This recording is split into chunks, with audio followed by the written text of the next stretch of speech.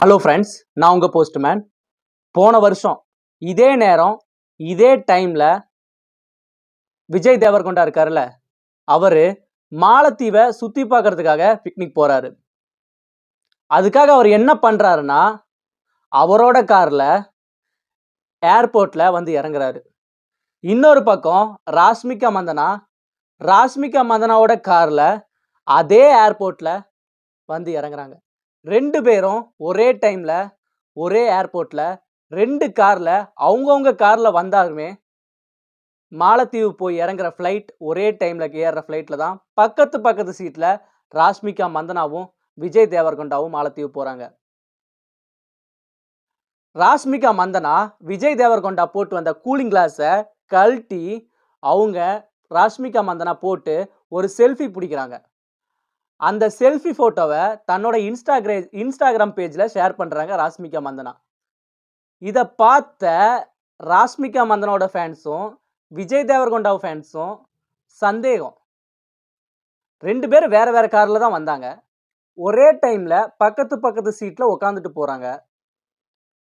Vijay Deverakonda cooling கிளாஸை ராஷ்மிகா மந்தனா போட்டுட்டு selfie பிடிச்சி அது இன்ஸ்டாகிராம் பேஜில் அப்டேட் பண்ணுறாங்க.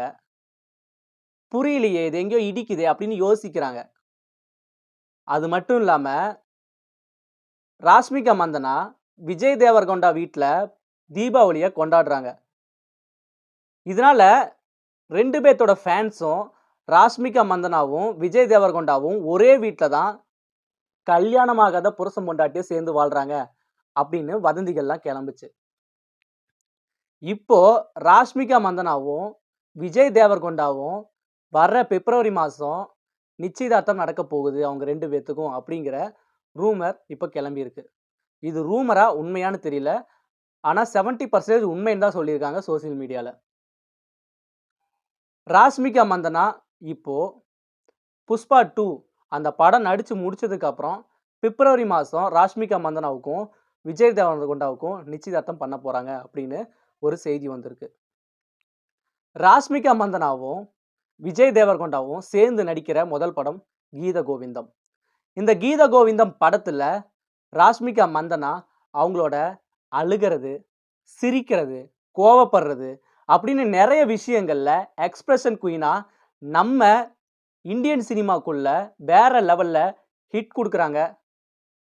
ஒரு பக்கம் விஜய் தேவர்கொண்டா அவரோட ரொமான்டிக் சீன்ஸு, அவர் லவ் பண்ணுற விதம் இதெல்லாம் பார்க்கும் பொழுது இந்த டீனேஜ் பசங்களுக்கு ரொம்ப பிடிக்குது, லவ்வர்ஸ்க்கு ரொம்ப பிடிக்குது.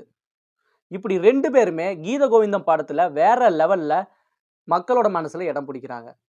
ஸோ பொறுத்திருந்து பார்க்கலாம் அவங்க பிப்ரவரி மாதம் அவங்க என்கேஜ்மெண்ட் நடக்குதான்னு.